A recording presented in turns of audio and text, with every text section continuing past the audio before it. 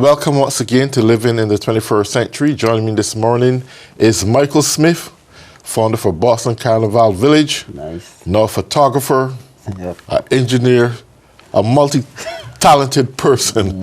Michael, it's good to got you on today. Same here, my friend. Morning. Thank you very much for inviting me. You're welcome. Yeah. Well, I guess we got a lot of things to talk about today and some nice, beautiful pictures. Yeah. What really got you into photography now more than you used to before? Because it seems pretty committed now. Photography for me is a strange beginning. I was a little guy growing up in Trinidad, and a neighbor took some pictures of us. And when the prince came back, from that day I was blown away. How did that happen? It was a lifelong question. How did he take this picture with this little thing in his hand? Right. And here I am. And I still have one of those pictures that he took in my house today. Interesting. But that started a strange thing in my head. And when I got out of college in 1983, the first thing I did was sign up for a correspondence photography course. Nice. And I went through that program, even did some work in the dark room, developing prints and all of that stuff. And then, of course, everything switched over to digital. And I migrated into that too. And I'm here today trying to get into what they call fine art photography. But before that, I did the exhibition. I did I remember doing a big exhibition on Boston Carnival. From all the pictures I took, I did an exhibition. And that went on for about a year at different locations around Boston. And then the next thing for me was how to make this thing more permanent so people could have them. So I decided to look into self-publishing. Okay. Taught myself how to do that, started publishing my own books, and then here we are today, trying to create a world in what they call fine art photography. Beautiful. You know, what amazes me here is that I know you are into the arts as in arts in its purest form, not just photography, but the performing arts also, the literal arts. You even got a little touch over with the culinary arts too. I think this comes because of the natural culture as a Trinidadian, well, not only just a Trinidadian, but Caribbean folks as a whole are multi-talented people. When we talk about the arts, I think the Caribbean region alone established the foundation for the arts. Not the arts, not only in terms of visual arts or literary arts or culinary arts, but the combination of everything that brings out the full totality of the art culture is amazing. I mean, like the Boston Carnival Festival, Village, you would recognize, though it's the performing arts to some extent, you also have a strong display of the visual arts in creativity and costumes, the craftsmanship, and so forth. How do you think about preserving all this as an artist in the purest form now? Not just a photographer, but... I tell you, going back to the people that runs Boston Carnival, one of the things I always thought, we should own a building, and in that building should have an art gallery. Because for people who follow Trinidad Carnival, these costumes these people make, it's for one time. Yes. And one time only. They spend a lot of time, a lot of hours making these beautiful costumes, and as soon as they parade it on the street, that's the end of it. That's the end of it. Next one, new. So I thought about documenting it and displaying it. As a matter of fact, here in Boston, one of the band leaders Years ago, I went to his mass camp. They would make these pieces where people could come to the mass camp and decide what they wanted to play. Mm-hmm. And I look at the drawing that people did to make these nice rendition. I say, what do you do with these things when you get done with them? He says, you throw it out. I say, you throw it away? Can I come by and pick them up? Because I think, and I told him, I said, you know what? You could frame these things and we could have an auction right here in your mass camp where people could come and buy them and stuff like that. Correct. But they never thought about these things, or they never saw that big picture. So to them it's okay, we make the costume, throw it out. Mm-hmm. And today, sadly, they've now migrated to social media. So somebody is going to do, put somebody in a costume, take a picture of it, and now they're putting it on the internet so you could see what you want to play. Mm-hmm. But the person who did these nice drawings and stuff like that, gone, which I think is sad. But the same gentleman I spoke to you, I will be going back to his place as soon as the dust settles and see what he has and just take them all of them, because I think it's important. Yeah, I think so too. One of the things I want to look at is the economic way of making the best value out of these pieces of arts and so forth. And I think that the Caribbean region as a whole, and the Carnival village is made up of Trinidadians and all different types of cultures from various Caribbean countries. Mm-hmm. And it's sad to see that they came here and invested so much time and so much money into these pieces of artwork or craftsmanship. And at the ending of that day, that goes to waste. Don't you think that the Caribbean region or government should come together and say, you know what? We have something powerful going on in Boston or even something powerful in New York when it comes to Caribbean culture. Can we come together collectively as a government, set up some form of funding collectively as a government, look for a big building, which you would have just said, have a Caribbean museum made up of different countries and what kind of work they are producing annually at these festivals. The reality, these festivals brings in a lot of income for the city and businesses. And the person really, and this is the weird thing about it, the people who are involved in playing the role in bands and wearing costume and burning calories and all this at these outings, at these special festivals, that's all they get. And I think we are designed to make a living from the things we do. Our generations that come after us should be successors of the whether it's the artwork or whatever economic value we would have put into something or some city, in this case, they should be successors of it. And going right back to what you say, the preservation, and this can't be done by just you or one person as a whole. I think one of the major problems in the Caribbean region is that there's a standard of selfishness. Everybody think they are better than the next. And you can't get these people coming together for a common goal. That's a problem. Do you think that there should be some kind of educational element, despite of what's going on, to educate the Caribbean people to further promote, develop themselves economically? Big time. I wouldn't say, I think it's mostly what they're used to, what they know. You go back there and you try to introduce them to something new and they tell you, you foreigners feel you know everything, right? Understand. But it's a education thing that has to happen. We have to show them. I know for Trinidad, as an example in Trinidad, we do everything. We pay no attention to it, and you know, it's just another day in the life of a Trini. You know what I'm saying?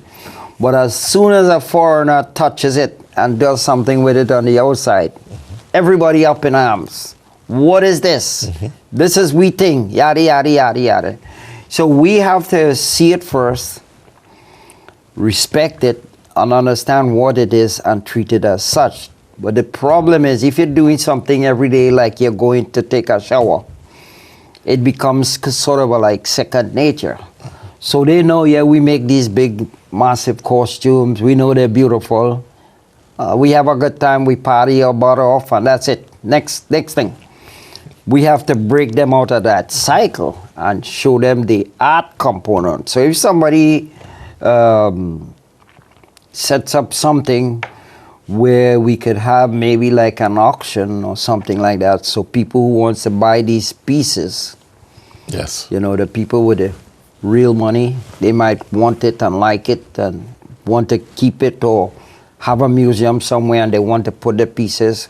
We have to create that market.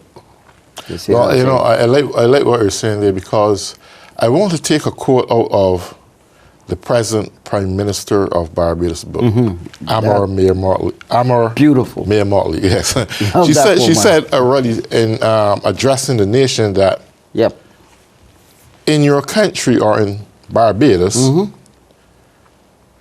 you just can't make it on your own. There's some things you have to go abroad and Yes. get familiar with. Yes. Your eyes are open to so much thing when you live in America or Britain or these other larger countries, opposed to be in your country where you become somewhat economically claustrophobic. Now that's my word, right? You can just see that far and no more. Well, maybe no, it's different because of the social media and technology much. that we are exposed to.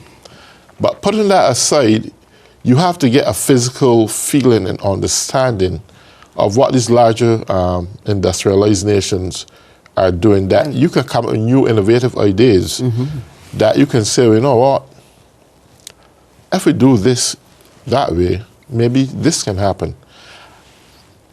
That's something I believe that Caribbean folks have to come to grips with.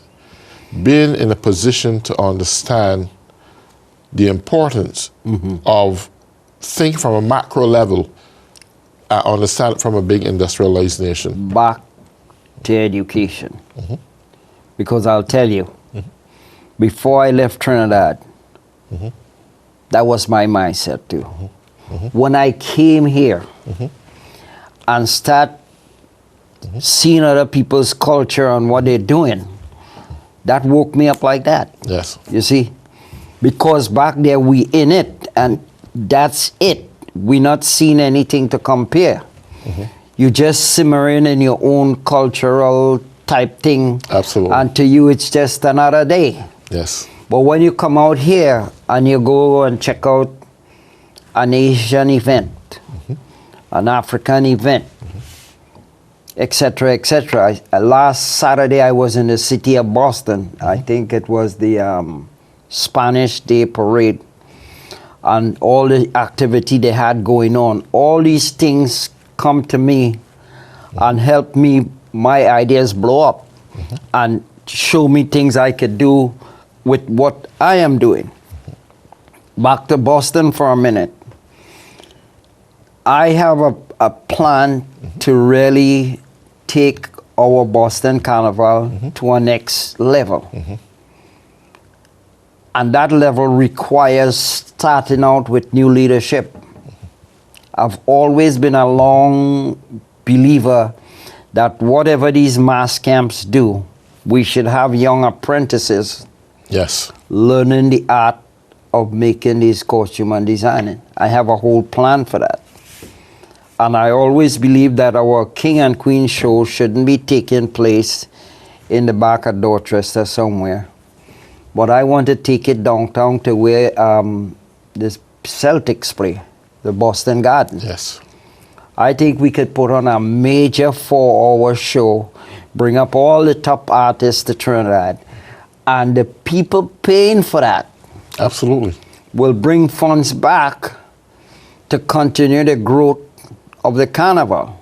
Because with that kind of a money in hand now, the people who making the costumes could go out and do bigger and better things, you see. Absolutely. That's just on a level in Trinidad. Now, trying to reverse that back to Trinidad. Again, Trinidad Carnival is the Mecca.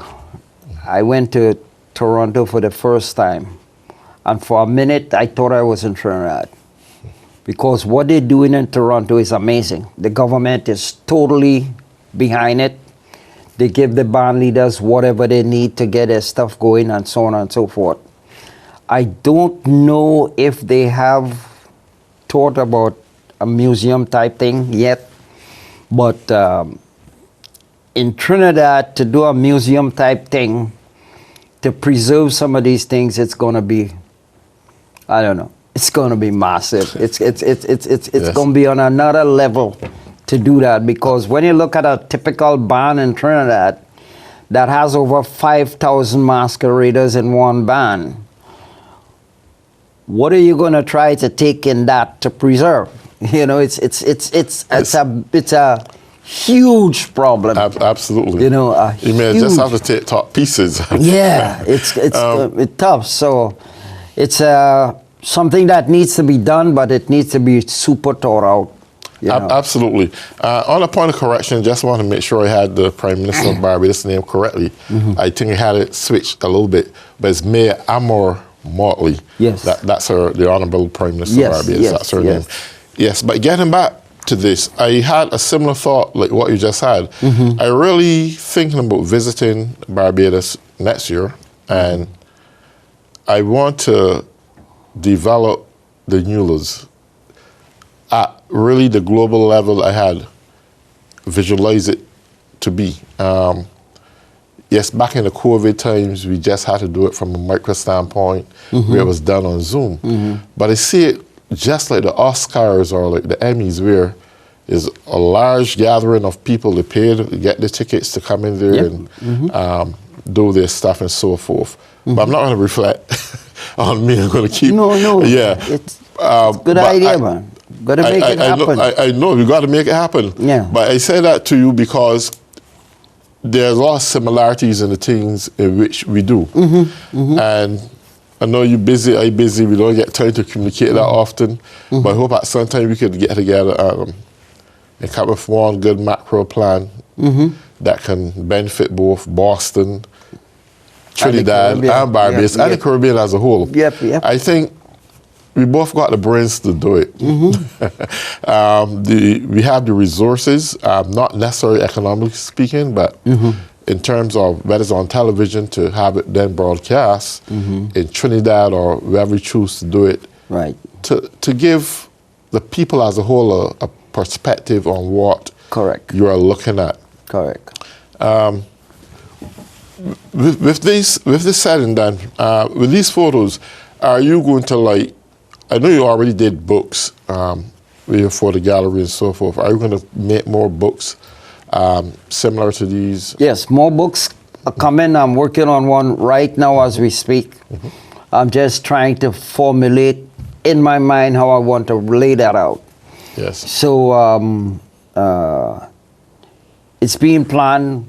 I've already mentally laid it out, know what I want to do. And this one will be a revisit of one that I did before, but places that I've been to on a different sort of a better scale in terms of how I want to lay it out. But my long-term plans is to travel and publish books. Absolutely. I'm glad you're on this note right now, because most of the books now people are simply done away with the hard books. Everybody going to e-books or audio books, right? Well, obviously for these we have to. You can't e-this. You got to e-book with these. You can't e-book this. You got to e-book this, right? With that being said, I think it's great. It's great that you don't have to look to ship to Trinidad 100,000 books or anything. Right. if you can only get the government of Trinidad, Right. and for me, in this case, if you can only get the government of Barbados buy into our ebooks, Yep. we can make some good enough funding that we can support other projects, Right. not for us ourselves personally, but for the benefits of society and benefits of our nations. And I think this is something that we have to work towards diligently in educating the government to. Obviously, no private sector is going to be interested in that Yeah. project, so this is something you will have to deal with the government up front. So the strategic plan have to be a comprehensive plan that the government will want to buy into it. And even school kids, buy enough ebooks that school kids can have access to them on their computer. All the kids don't use a computer in schools. I think this is on a breakthrough that we have never had the privilege to do before. And one way technology had, to some degree, robbed us, but in the other form, it also presents a new avenue that you can market things and sell things on a totally different level. It's just a matter of adjusting mentally. Like I told you, when I got into photography, and they made the big switch from film Right. to digital, I had to move along. As much as I love film and being in the dark room, I just says, it is what it is. You got to make the switch, My young daughter now is into photography, and she's only doing film. She says, Dad, I want film. It's okay. I understand. But yeah, it's a matter of marrying what we do to what it is and take it back there. So if we're going to be talking to the government, we need to have a nice package to totally demonstrate. Absolutely. And do the presentation to them. I know the president of Trinidad and Tobago, when she took office a few months back, she was really excited in seeing more work done with the steel pan, especially the children. And they're trying to do something Is that something else to too that expand that. I would love to talk about, but I mean, Yep. we don't have 5 minutes. Yeah. Steel pan, I mean, is rich. It's rich. Absolutely. I love it. I think that is a next product Yep. that needs to be developed here in Boston. Well, something is happening. I'm trying to drill down right now. Somebody told me recently steel pans were brought to the schools in Dorchester. Nice. And I'm trying to find out exactly what those schools are, because I want to understand what the program is, how they're teaching these things to the kids. Is it just bring the instrument in and teach them rote method how to play a song? Or is it a full package in terms of this is the history of the instruments, Yes. this is how it evolved, and this is where we are today. So And that's important. Working, yep. Because, there are many developed countries that stole a lot of projects from different indigenous Third world groups and countries, third world yep. countries and so forth, and they took claim for everything. Yep. And I think steel pan was originated in Trinidad, and it's rich in history. One thing I would love to know is that how are we going to get the offsprings of Trinidadian people really embrace living in America? Well, based on what I see what's going on in Trinidad, I was worried about that and the youths in the steel pan. I don't think I have to worry about that anymore, because every panorama, every carnival season, the people I'm seeing behind the instruments are mostly youths. Okay. That's amazing. That really is amazing. That is really, it's incredible.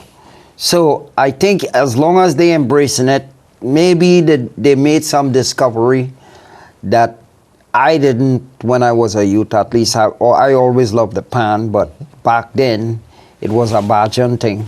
Yes. So I couldn't get involved in it. The parents would take your neck off, But it's changed considerably. That's great. That's great. Well, in conclusion of this first half, what advice you want to give to young folks who want to embrace photography, the Trinidadian culture, Boston Carnival Village, the preservation of Boston? That's a mouthful. I say, whatever it is you're doing, love it and drill down into it as much as you can. In terms of the photography, I would love to talk to people about it. So if anybody is interested in me in coming to talk to youths about photography and that sort of a thing, I'm ready for it. I'm not going to waste the time talking about how to use a camera, because everybody has, Absolutely. I want to talk to them about composition, creativity. You could point the camera at everything and shoot. Absolutely. But that doesn't necessarily says it's what you think it is.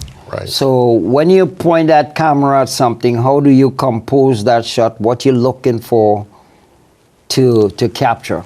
Those details. That's the key. You understand? So, yeah, I am willing to do that. I know some schools have programs.